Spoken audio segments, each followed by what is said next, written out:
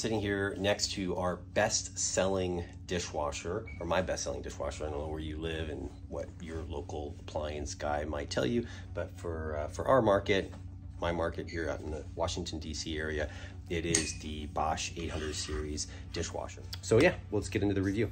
Just like we've talked about in that last video, this will probably change depending on the temperature of the water coming in. If you just ran the hot water at your sink and it's gonna get a hot fill, it's probably not gonna take as long for the dishwasher to heat the water, and therefore the cycle time will be a little faster. If you've got a cold water fill, it's gonna take longer for the dishwasher to get the water up to a temperature where it's gonna feel comfortable opening up the little soap door and dumping in there to activate the soap properly, which not every dishwasher does. Hello, domestic dishwashers, you should be listening to this. So basically this has a thermistor that will make sure that the water is at the appropriate temperature.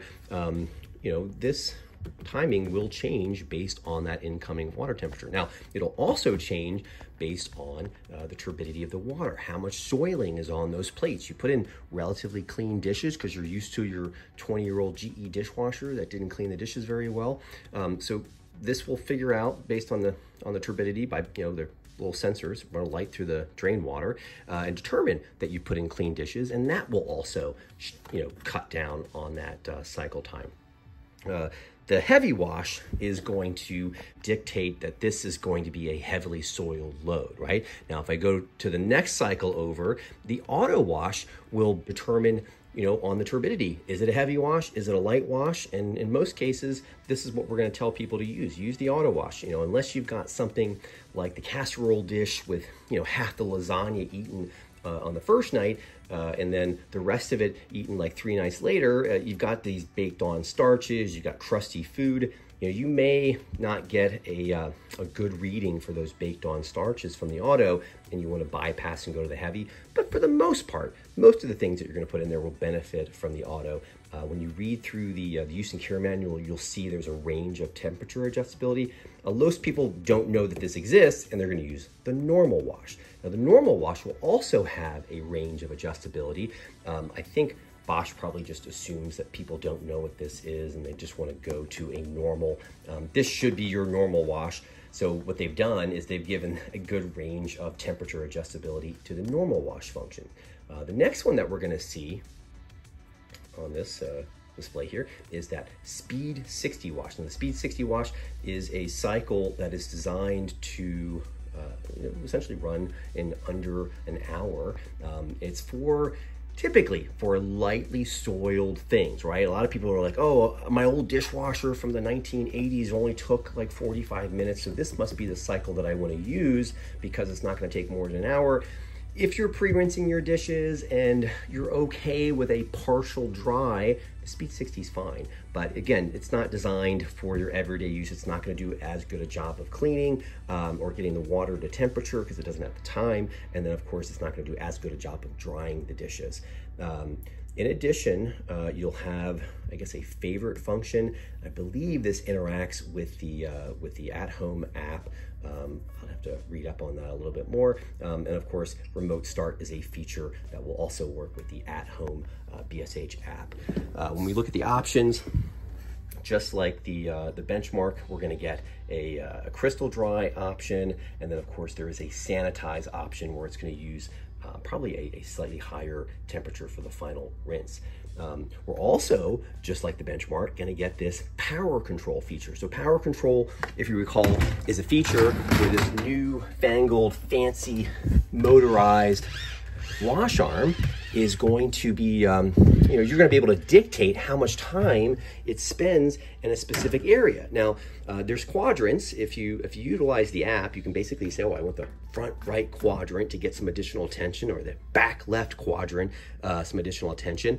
And what it's going to do is it's going to slow that wash arm's orbit down a little bit as it hits that area to give you some extra cleaning. Now, I did visit Bosch's showroom in Chicago earlier this year, and they demonstrate this. They actually took a casserole dish with a lot of baked on crud, and they said, we're going to put this in auto wash and use this power zone feature, which I was like, that sounds like a dumb move.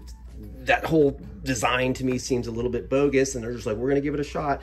And they did it, and you know what? The little casserole, dish roll, the baked on stuff in there did come out clean. Now, they put a lot of stuff inside the dishwasher with a lot of soiling. What that did is it told the sensors, like, hey, there's a lot of soiling here, so let's increase the wash temperatures and be a lot more aggressive. So it probably gave the, you know, the casserole dish the fighting chance. If they had that casserole dish in there with a whole bunch of pre-rinsed things or lightly soiled things, it probably would have come back through still soiled. So I don't know that power wash system really is all that great, but in this case it did work. They also put a peanut butter knife in here. Now, peanut butter knife is something I wouldn't think would come out clean in this dishwasher. This does not have a full wash arm on the roof of the dishwasher like a Miele or like a Cove. It just has a little spinner. There isn't really enough pressure to feed a full wash arm up there along with the other two.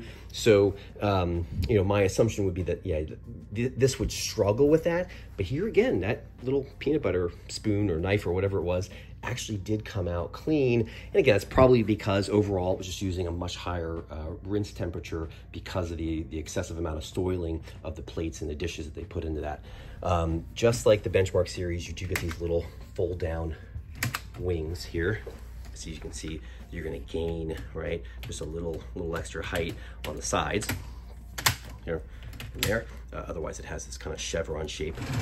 Down here, you're gonna get some flexibility on this row of tines and on this row of tines. Let me see if I can fold this with one hand. I can. So you could open this section up for some larger bowls or whatever. And then you've got your standard, you know, fixed spike tines. And then over here, you do have this kind of like foldable, and I don't know that I want to try this. There we go. I gotta push it. So you gotta push this way in order to fold that. And the idea here is you could put some smaller rocks glasses or some coffee mugs or whatever in here, and then fold these shelves up and be able to put maybe some larger utensils. Now, and normally, you know, these kind of flop down. So here you kind of have to move the cups out of the way, lock it, and then put them in, or put them up and then put cups under. I don't know if I like that design quite as much, but you do get the little neck, you know, holder for your stemware. You also get the adjustable racking system. So you have that third rack, you know, you may have some conflicts. You may have a situation where you want to put a large wine glass, and there's giant, you know, red wine glasses in there that people seem to love these days, or a large beer pilsner. And then over here on the left, you may want to put a large serving platter. So you have basically a high, a medium, and a low position on this thing. So here's low, there's medium, there's high, right? So I can now adjust it and leave it canted if I want to. There are 9 configurations for the height on that middle wash arm due to that system. If I want to drop it, all I got to do is push these tabs and it will drop down. This rack, we've got some fixed tines here. We've got some fixed tines here, but there's little secondary tines that can be folded. I can open this up for some larger bowls and things.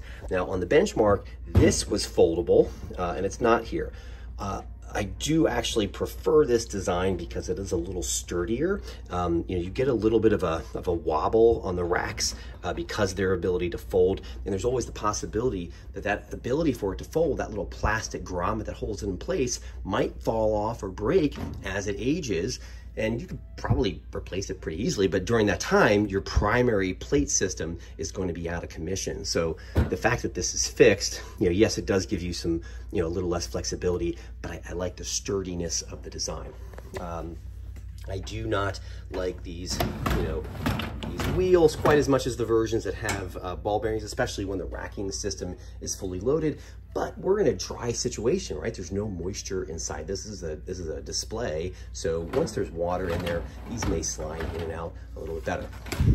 Also, like the Benchmark, we're gonna get that fancy zeolite drying system. This is a feature where, you know, they're gonna call it crystal dry, where a vent will open up and allow all the moisture to vent over this mineral that just sucks moisture out of the tub.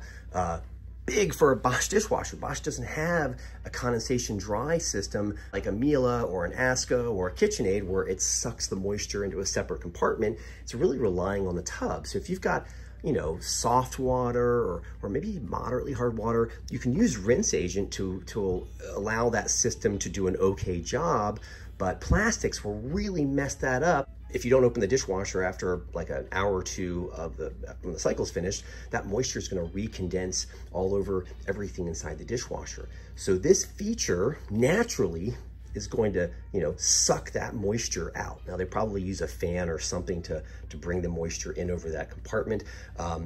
It will do such a great job of drying the dishes. They say it will actually dry most plastics. So very cool feature. It's not a feature that you'll get in the series below this, the 500 series, but it's definitely something that I would recommend. If you're gonna get a Bosch, try to get one that has that drying system. That is that's the racking system, the drying system. Here's some, you know, tighter footage of your jets on the wash arms, and then, you know, like all Bosch dishwashers, and if you can see this or not, there's not really a wash arm up there. There's just that little spinner. But again, peanut butter knife came out clean. From a maintenance standpoint, there's your little filter. Periodically, you'll get an indicator that will come on to remind you to take your little nylon brush and just give that a good scrubbing, rinse it out, and pop it back in there. You will want to take, you know, some sort of cleaner. Occasionally go in here and just wipe this down. Also, you know, occasionally you want to go in and you want to clean your gasket here, the seal, right? And then I would say every 6 months, maybe once a year, probably every 6 months, you want to get that weird looking claymore shaped thing from Finish, a little dishwasher cleaning agent. You're gonna run the dishwasher empty on a sanitized cycle. It's got a little wax bit in the cap. So once you peel this little sticker over the wax cap, this solution is going to then, you know, dump in there once the wax melts, and it's going to go ahead and clean all of the grease and all the funk out of the system. You know, people will own these dishwashers for many, many, many years. People, you know, have owned Bosch and Miele's and Ascos for decades reliably. Now, those people probably, you know, looked at the maintenance procedures, you know, cleaned their filters, ran that cleaning agent over time, used the water softener in the premium models if they're in an area with a hard water, and they got a lot of reliable use. There's also a lot of people that don't follow any of that, and then the dishwasher has some sort of mechanical failure that will be cost prohibitive to repair, and they'll just end up throwing it away. Try not to do that. Take care of the things that you spend money on, and they will take care of you. Like the 800 series, I'm sorry, the Benchmark series and the 500 series, you do have this pocket front option in addition to a bar front option, and you can do a custom panel version of this where, you know, all the controls are at the top. Both the bar handled and the pocket handled versions are coated, right? We don't have to worry about oxidation any longer. You know, the dishwasher is not going to get all splotchy as it ages. You can just spot clean it with a wet paper towel. So big upgrade on the finish. It does, like, here's regular stainless steel. You can barely tell that there's any difference. So it's going to match all of your other stainless steel appliances close enough. If you're buying a Bosch refrigerator and it's installed next to a Bosch refrigerator, not the black stainless version here, the stainless version will also have a very similar or the same coating, so they're going to match 100%. And yeah, that's it. Oh, by the way, you know, when you get this version in the Benchmark, instead of it shining a little red light on the floor when it's on, like this one, it'll actually shine the time remaining. Another big reason to consider that upgrade to the Benchmark. But, you know, 800 series dishwashers are still really good, still extremely quiet, definitely worth considering. If you have any questions or comments, please, well, leave them in the comment section below. If you like this video, hit the little thumbs up icon and share with your friends. Otherwise, I will see you guys next time. Thank you for tuning in.